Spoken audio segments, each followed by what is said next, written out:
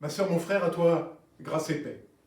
Pour nous laisser surprendre et nous changer un peu, ces mots du psaume 23, mais tels que Clément Marot les avait traduits et versifiés dans ce beau français naissant du XVIe siècle. Mon Dieu me tient sous sa puissance haute, c'est mon berger, rien ne me fera faute. En un lieu sûr, joignant les beaux herbages, il m'a couché, me mène au clair rivage. Traite ma vie en douceur très humaine, et pour son nom par droit sentier me mène. Si je m'en vais dans l'ombre, suis-je à plaindre? On peut descendre au val de mort sans craindre, car avec moi, tu es là d'heure en heure. Ô mon berger, ton bâton me rassure. Tu enrichis de vivres nécessaires ma table aux yeux de tous mes adversaires. Tu oins ma tête d'huile aux senteurs bonnes. Ma coupe est pleine et c'est toi qui la donnes. Tu l'as voulu tout au long de la vie, grâce et bonheur me tiennent compagnie. Et sans limite, aux merveilleuses grâces, dans la maison du Seigneur, j'aurai place. Situation bien étrange que la nôtre, alors que nous entrons dans notre deuxième semaine de confinement. Et nous sommes bien loin, semble-t-il, des beaux herbages et des clairs rivages. Ce sont les masques qui deviennent le sujet central des journalistes. Mais en vérité, ce sont plutôt les masques qui tombent.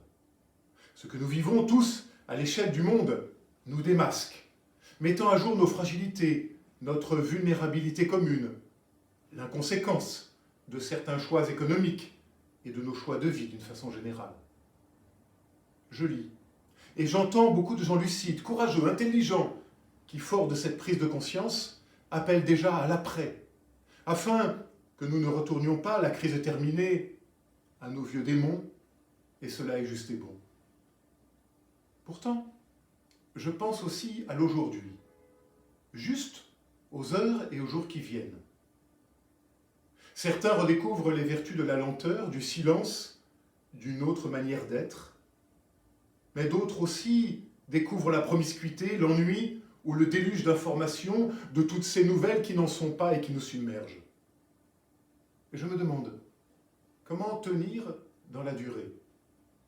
Comment vraiment devenir plus humain, tout simplement, chaque jour nouveau qui passe? Le risque aujourd'hui, me semble-t-il, c'est celui de la préoccupation permanente.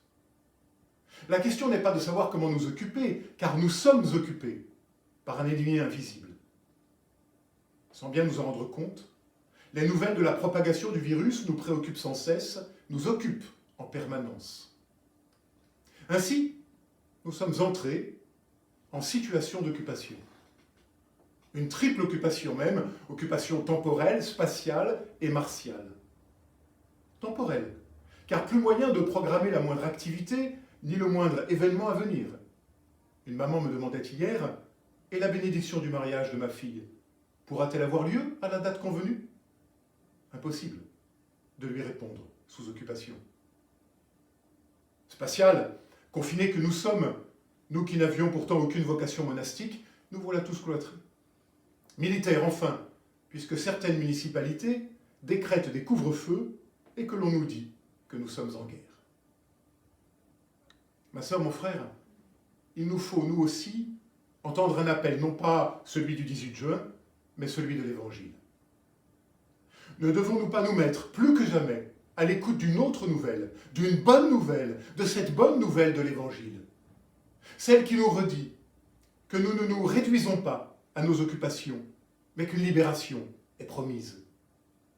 Qu'il y a autre chose que le décompte quotidien des victimes, que nos prières peuvent avoir d'autres sujets que celui de l'épidémie, que nos applaudissements et nos cloches peuvent retentir pour autre chose que le combat contre la maladie.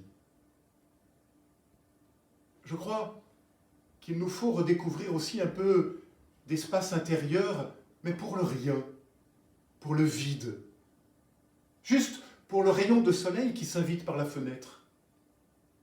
Et puis la lecture d'un psaume. Découvrir, comme le dit Clément Marot, citant le psaume, que grâce et bonheur me tiennent compagnie.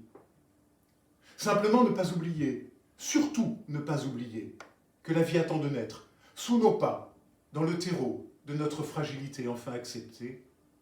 Et alors tu verras, nous tiendrons des paris impossibles. Que l'Éternel te bénisse et qu'il te garde. Amen.